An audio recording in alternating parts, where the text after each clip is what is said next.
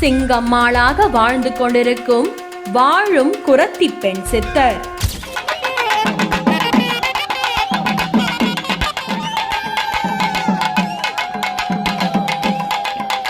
₹10 செலவில் அனைத்து பிரச்சனைகளையும் தீர்க்கும் அதிசயம்.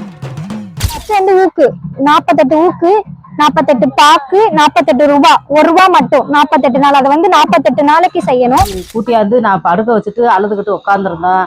அந்த ஆயா வர ரொம்ப நேரம் ஆயிடுச்சு.